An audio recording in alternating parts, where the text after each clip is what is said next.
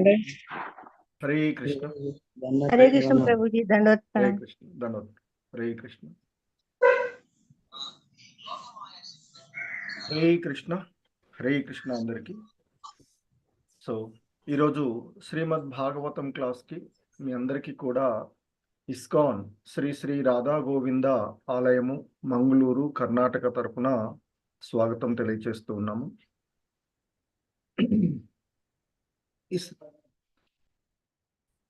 హరే కృష్ణ. ఓం నమో భగవతే వాసుదేవాయ. ఓం నమో భగవతే వాసుదేవాయ. ఓం నమో భగవతే వాసుదేవాయ. ఓం నమో భగవతే వాసుదేవాయ. ఓం నమో భగవతే వాసుదేవాయ. ఓం నమో భగవతే వాసుదేవాయ. నారాయణం నమస్కృత్య నరం చైవ నరోత్తమం. నారాయణం నమస్కృత్య నరోత్తమం. దేవీం సరస్వతిం వ్యాసం తతో జయముదీరయేత్. దేవీం సరస్వతీం వ్యాసం తతో జయముదీరయేత్.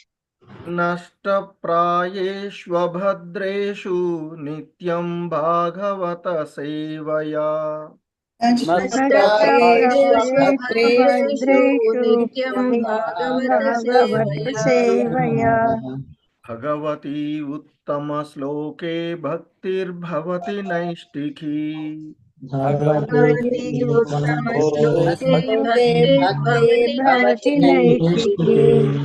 హరే కృష్ణ. హరే కృష్ణ.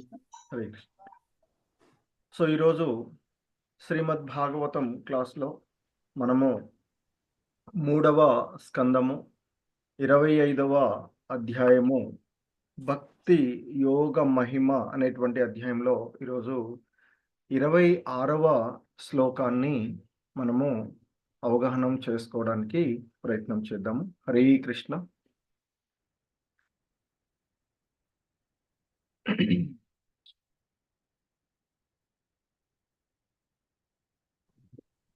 హరే కృష్ణ ప్రభు, ప్రణామాలు. ప్రణామాలు. హరే కృష్ణ. సో శ్రీమద్ భాగవతము 3వ స్కందము 25వ అధ్యాయము 26వ శ్లోకం. హరే కృష్ణ. భక్త్యా పుమాన్ జాత విరాగ ఇంద్రియాన్. భక్త్యా పుమాన్ జాత విరాగ ఇంద్రియాన్. భక్త్యా పుమాన్ జాత విరాగ ఇంద్రియాన్.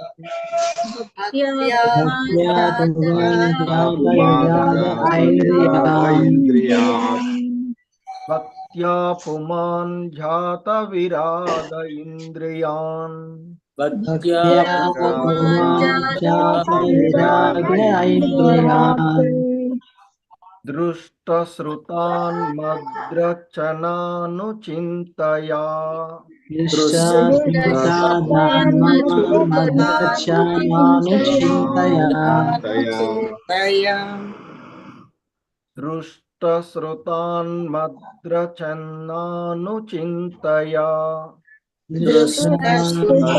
మద్రచనాను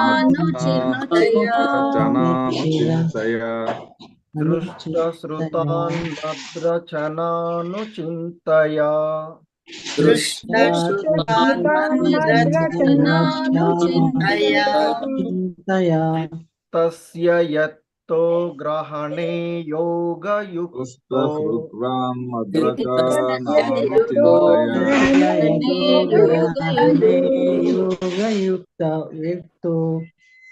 చిత్తస్య యుక్తో గ్రహణే యోగయుక్తో.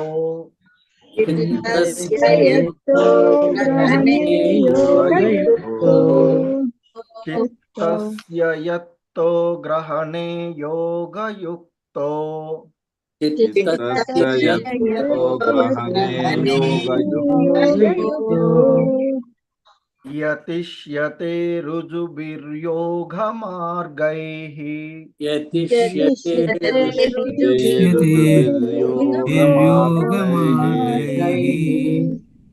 यतिष्यते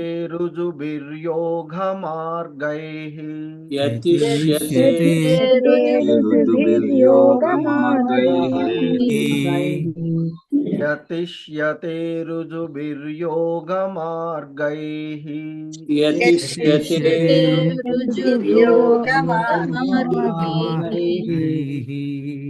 हरे कृष्ण। भक्त्या पुमान् जात विराग इन्द्रियान् दृष्टश्रुतान् मद्रचननु चिन्तया भक्त्या पुमान्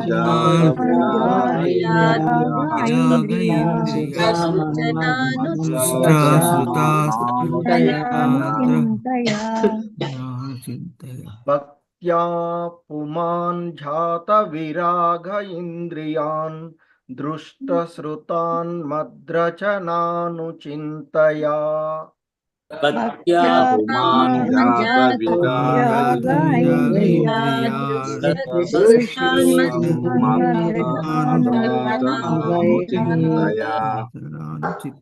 चित्तस्य यत्तो ग्रहणे योगयुक्तो यतिष्यते ऋजुभिर्योगमार्गैः चित्तस्य यत्तो ग्रहणे योगयुक्तो यतिष्यते ऋजुभिर्योगमार्गैः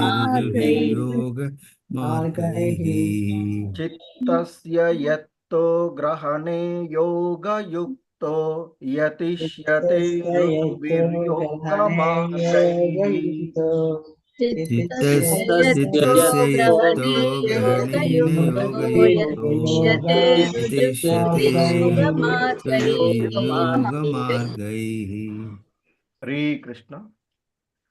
भक्त्या पुमान् जात विराग इन्द्रियान् दृष्टश्रुतान् मद्रचनानुचिन्तया चित्तस्य यत्तो ग्रहणे योगयुक्तो यतिष्यते ऋजुभिर्योगमार्गैः भक्त्या पुमान् जात विराग इन्द्रियान् तस्य यतो ग्रहणे योगयुक्तो यतिष्यते ऋजुभिर्योगमार्गैः। हरे कृष्ण। प्रभु जी माता जी सदन। हरे कृष्ण। हरे कृष्ण। वृंदा माता जी, सरला देवी माता जी। हरे कृष्ण प्रभु जी, प्रणाम। हरे कृष्ण माता। ओम नमो भगवते वासुदेवाय। भक्त्या पुमान् जात विराग इन्द्रियात् दृष्टस्थितान्मद्रचनानुचिन्तया चित्तस्य यत्तो ग्रहणे योगयुक्तो यतिष्यते ऋजुभिर्योगमार्गैः। हरे कृष्ण प्रभु जी। ओम नमो भगवते वासुदेवाय। भक्त्या पुमान् जात विराग ऐन्द्रियात् दृष्टश्रुतान् मद्रचनानुचिन्तया चित्तस्य यत्तो ग्रहणे योगयुक्तो यतिष्यते ऋजुभिर्योगमार्गैः। हरे कृष्ण प्रभु जी। हरे कृष्ण। हरे कृष्ण। बापरेड्डी प्रभु जी, सूर्य प्रकाश राव प्रभु जी। हरे कृष्ण प्रभु जी। हरे कृष्ण। भक्त्या पुमान् जात विराग इन्द्रिया द्रष्टश्रुतान्मद्रचनानुचिन्तया चित्तस्य यत्तो ग्रहणे योगयुक्तो यतिष्यते ऋजुभिर्योगमार्गैः। हरे कृष्ण प्रभु जी। हरे कृष्ण। हरे कृष्ण प्रभु जी, दंडवत प्रणाम। ओम नमो भगवते वासुदेवाय। भक्त्या पुमान् जात विराग इंद्रियान् दृष्टा श्रुतान् मद्रचनानुचित्तया చిత్తస్య యత్తో గ్రహేణ యోగముక్తో యతిష్యతే రుజుభిర్యోగమార్గైః. హరే కృష్ణ ప్రభుజీ. హరే కృష్ణ. సో ఈ శ్లోకంలో ఉన్నటువంటి పదాల యొక్క అర్థాలను చూద్దాం. హరే కృష్ణ. భక్త్యా భక్త్యా భక్తి యోగముచే భక్తి యోగముచే పుమాన్ పుమాన్ మనుజుడు మనుజుడు ధ్యాత విరాగః అరుచిని వృద్ధి కావించుకొని అరుచిని వృద్ధి కావించుకొని ఐంద్రియాత్ ఇంద్రియ భోగము ఎడ ఇంద్రియ దృష్ట దృశ్యమాన శృతాత్ వినినటువంటి పరలోకమునందలి మత్ రచన సృష్ట్యాది నా కర్మలను అనుచింతయా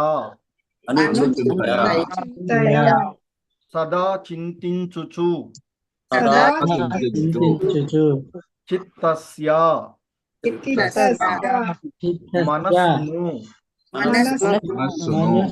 యత్తః నెలకొల్పి గ్రహణే నియంత్రణయందు యోగయుక్తః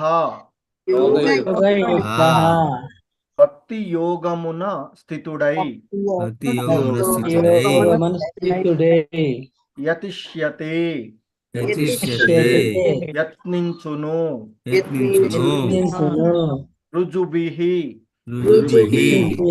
సులభముగా యోగ మార్గైః యోగ మార్గమున. శ్రీ కృష్ణ. సో భావము బై శ్రీల ప్రభుపాదుల వారు ఆ విధంగా భక్తుల సాంగత్యంలో ఎరుకతో భక్తి యోగమునందు నియుక్తుడై భగవత్ కర్మలనే నిరంతరము చింతించుట ద్వారా మనుజుడు ఇహ పరసౌఖ్యములయందు అభిరుచిని బడియును. ఈ భక్తి యోగ విధానమే సులభతరమగు పద్ధతి.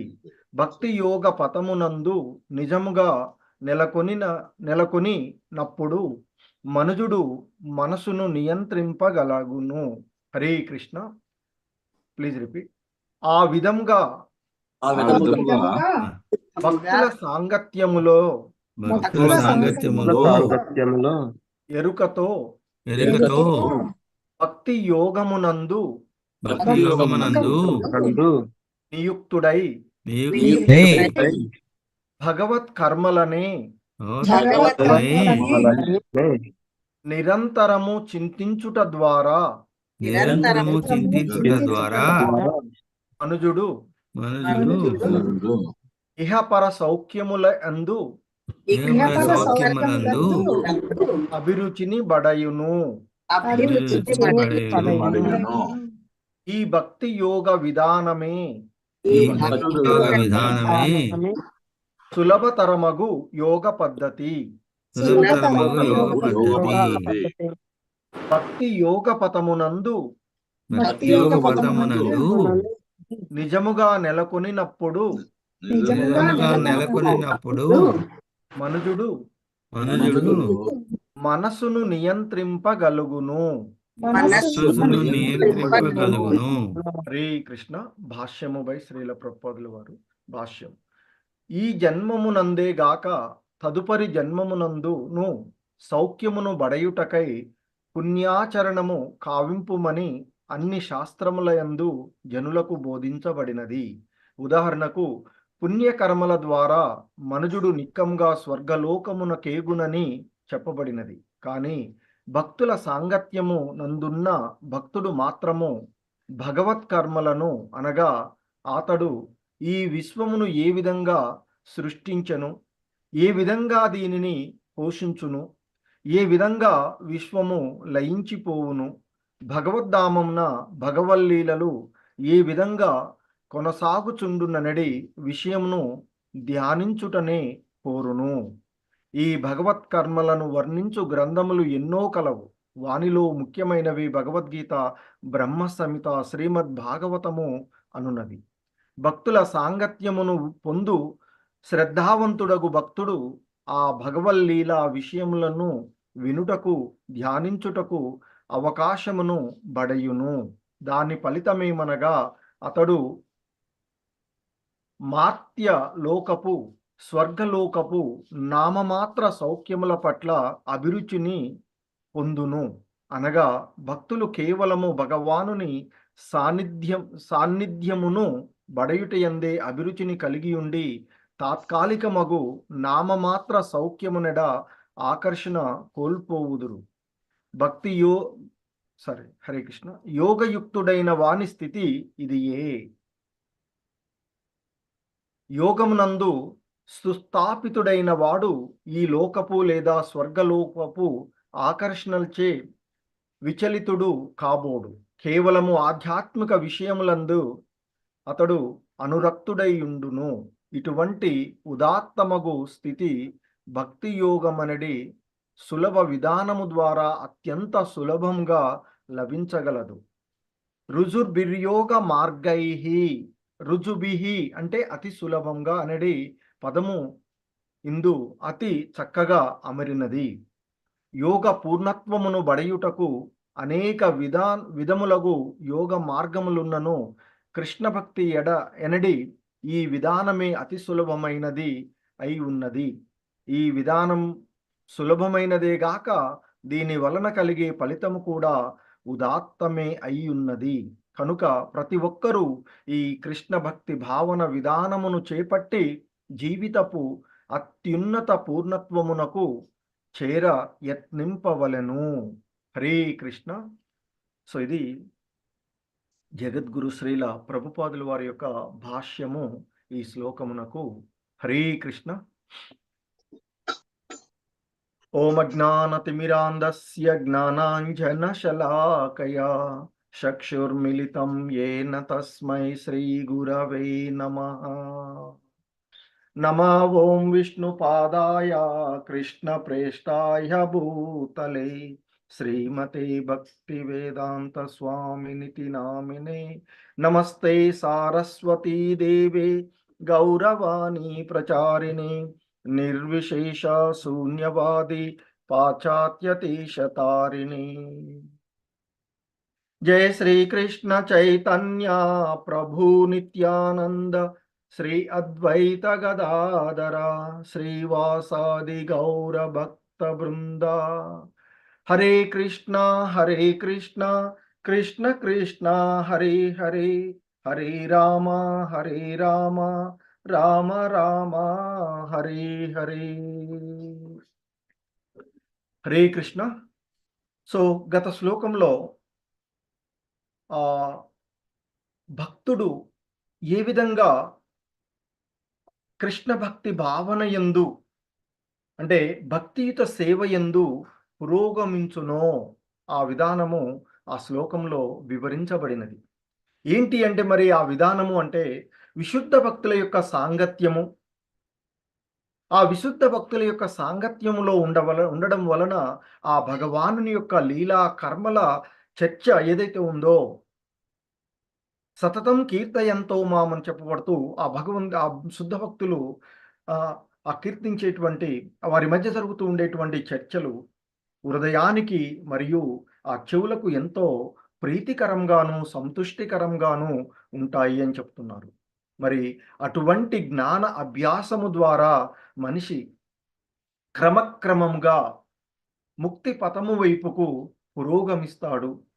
ఆ విధంగా ముక్తి పదం వైపుకు పురోగమించినటువంటి వాడు ముక్తుడై ఇక ఆ భక్తి యోగ మార్గము నందే ఆకర్షణ స్థిరమై అది నిజమైన భక్తిగాను భక్తియుత సేవగా మారుతుంది అనేటువంటి విషయాన్ని ఆయన చెప్పినటువంటిది. మరి భక్తుల యొక్క సాంగత్యం యొక్క గొప్పతనం అంతా ఇక్కడ మనకి ఉండేటువంటి. ఇంకా ఆయన ఆ భగవానుడు కొనసాగిస్తూ చెప్తూ ఉన్నటువంటి అంశాలలో భక్త్యా పుమాన్ జాత విరాగ ఇంద్రియాన్ దృష్ట శ్రుతాన్ మద్రచనాను చింతయా చిత్తస్య యత్తో గ్రహణే యోగయుక్తో యతిష్యతే రుజుభిర్యోగ మార్గైః అంటూ సో ఇంకా కొనసాగిస్తూ ఉన్నారు. సో మరి ఆ శుద్ధ భక్తుల యొక్క సాంగత్యము నందు ఆ భగవంతుని యొక్క లీలల యొక్క చర్చ ఏ విధంగా ముక్తికి దోహదపడుతుందో, ముక్తి మార్గమునంటే ఆధ్యాత్మిక మార్గములో పురోభివృద్ధి చెందడానికి స్థిరంగా ఉంటుందో చెప్తూ ఆయన ఇంకా ఆ విధంగా అంటే పరస్పరము ఆ భగవంతుని యొక్క దివ్య లీలలను శుద్ధ భక్తుల యొక్క సాంగత్యంలో ఆ విధంగా భక్తుల యొక్క సాంగత్యంలో ఎరుకతో భక్తి యోగమునందు నియుక్తుడై భగవత్ కర్మలనే నిరంతరము చింతించుట ద్వారా మనుజుడు ఇహ పర సౌఖ్యములందు అభిరుచిని బడయును అని చెప్తున్నారు. ఇక్కడ ఆ శుద్ధ భక్తుల యొక్క సాంగత్యంలో ఇక్కడ మనకి ముఖ్యంగా ఆయన చెప్తూ ఉన్నటువంటి అంశము ఆ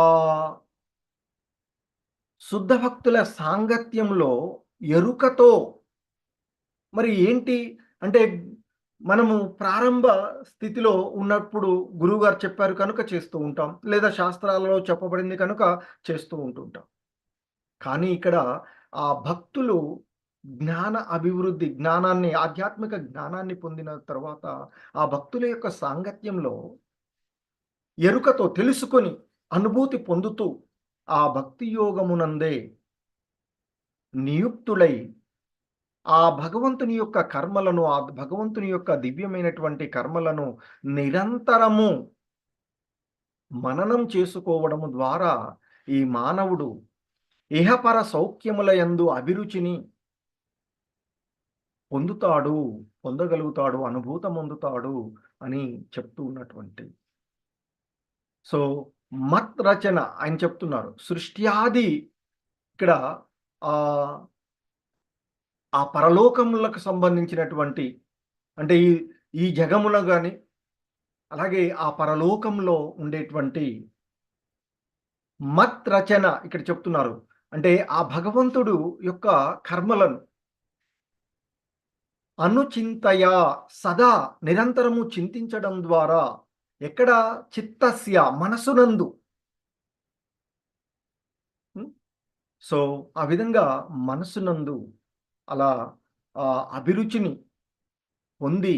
పొందుతున్నారు అని ఈ భక్తి యోగ విధానమే సులభతరమగు యోగ పద్ధతి.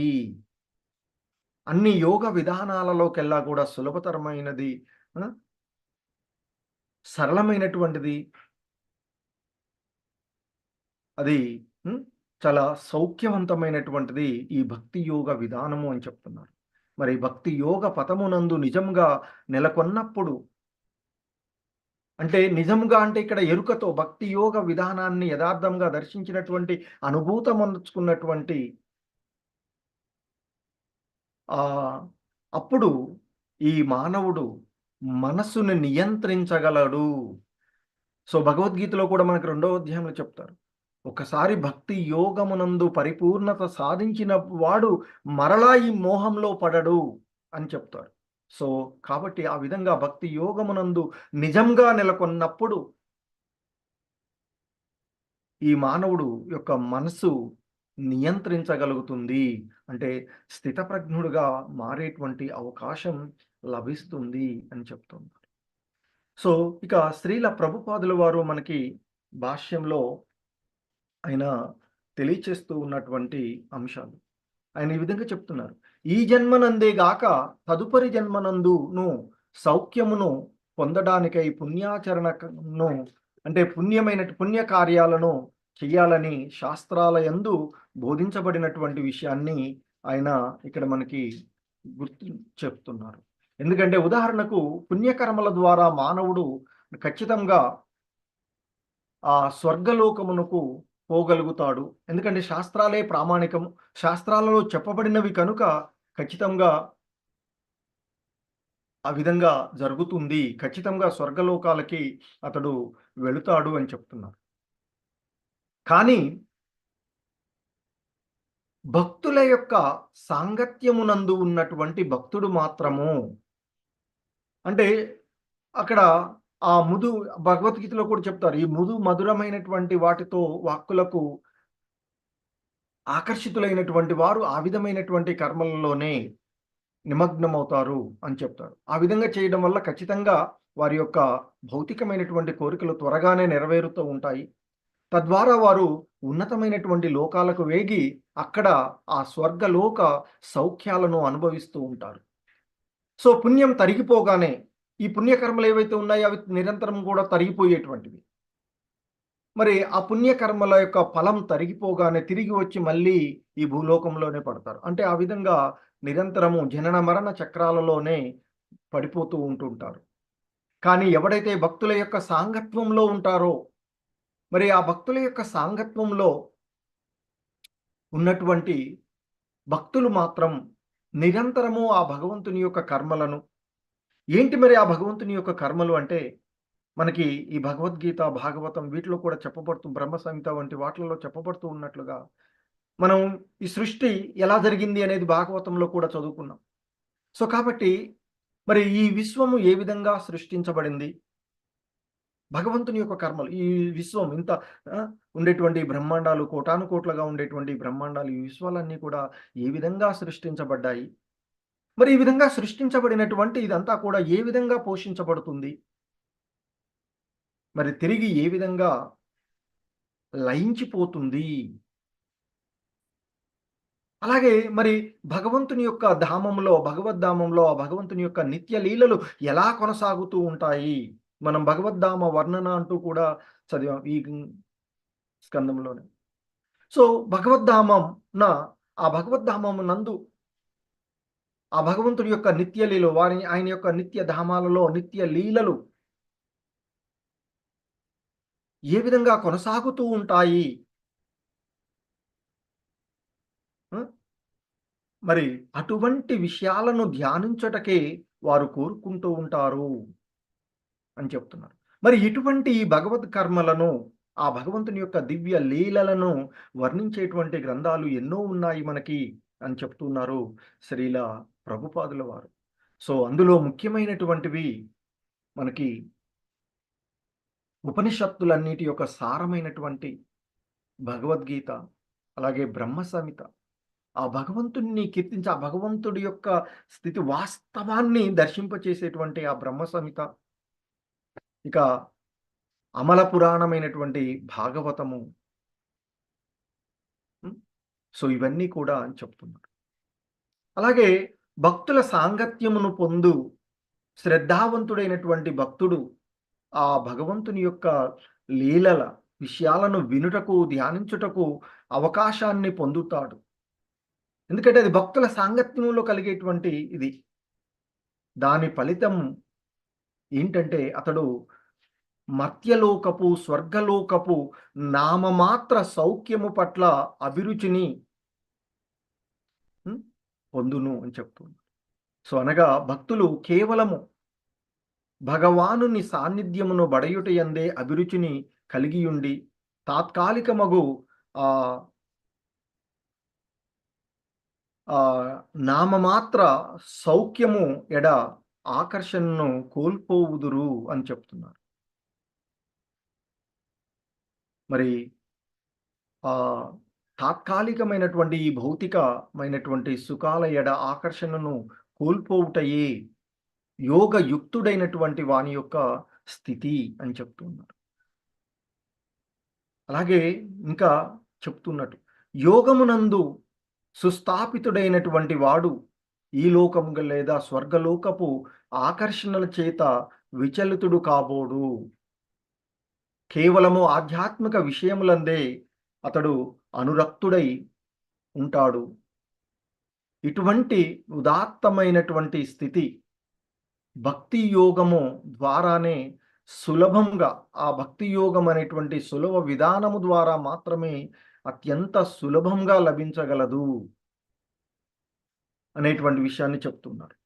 సో కాబట్టి జీవుడి యొక్క పరమగమ్యమైనటువంటి ఆ భగవద్ధామాన్ని చేరుకోవడానికి ఉన్నటువంటి విధానాలలో ముఖ్యంగా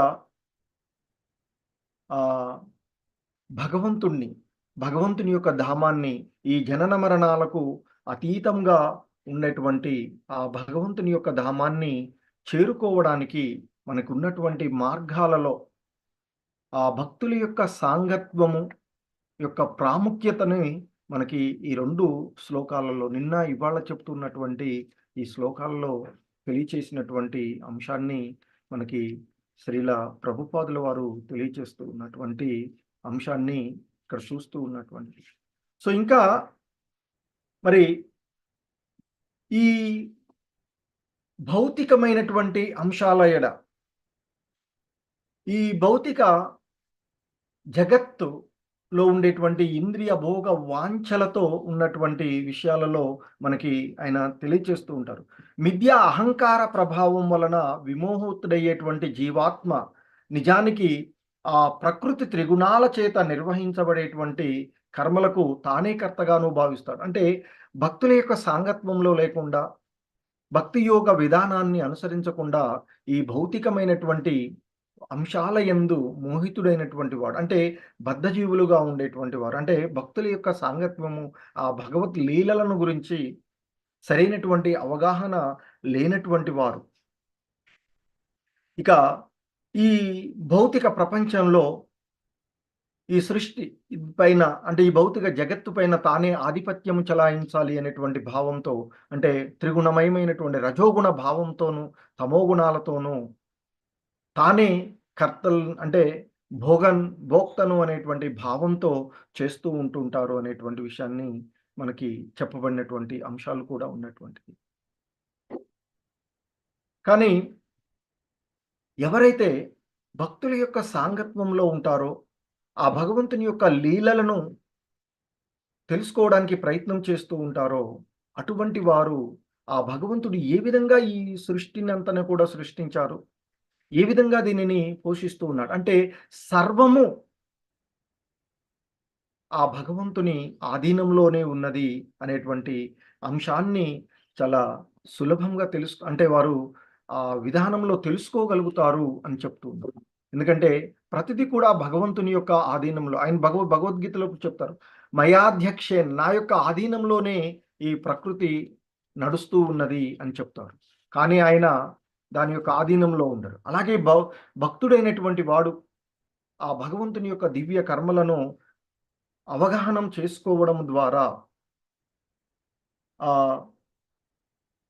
ఈ భౌతికమైనటువంటి విషయాల నుండి విరమణ పొంది, అంటే వైరాగ్యాన్ని పొంది ఆ శాశ్వతమైనటువంటి భగవద్ధామాన్ని పొందడానికి అనువైనటువంటి విధానాన్ని పొందగలుగుతాడు.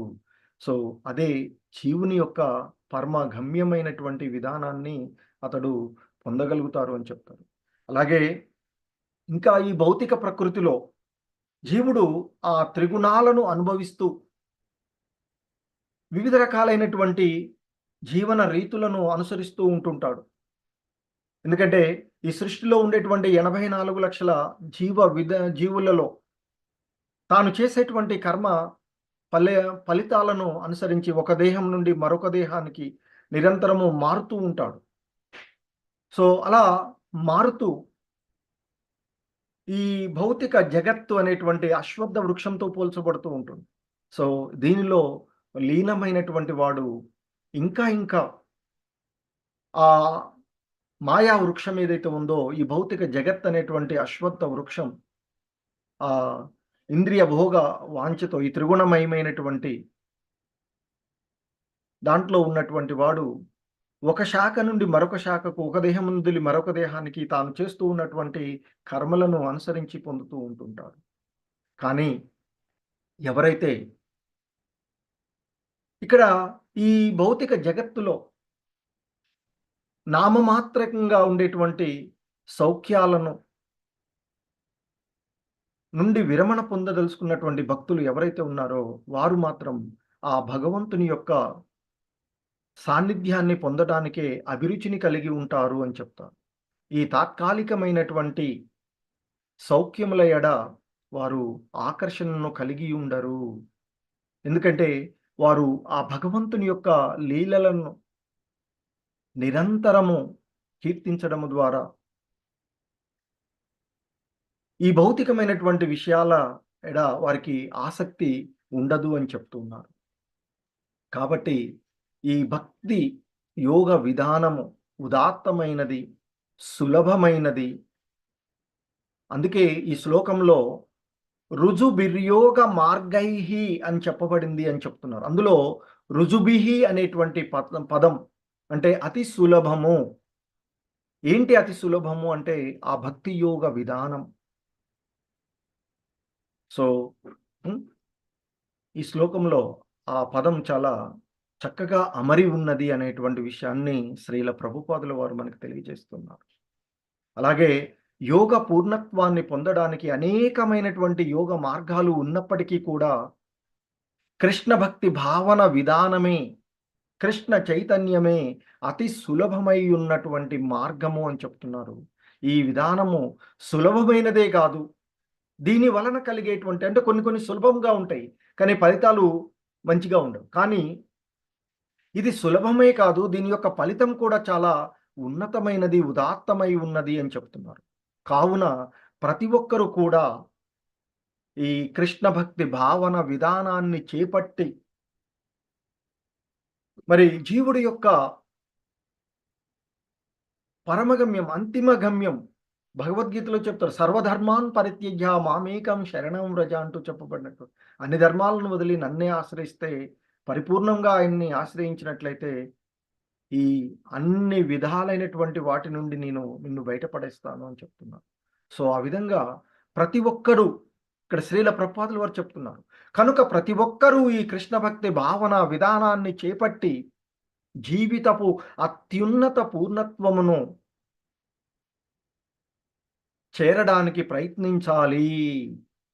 సో కాబట్టి ప్రతి జీవుడి యొక్క లక్ష్యము, గమ్యము, అంతిమ గమ్యము ఆ అత్యున్నతమైనటువంటి పూర్ణత్వం ఏమిటి అంటే ఆ భగవద్ధామం, భగవంతుని యొక్క ధామాన్ని చేరుకోవడం.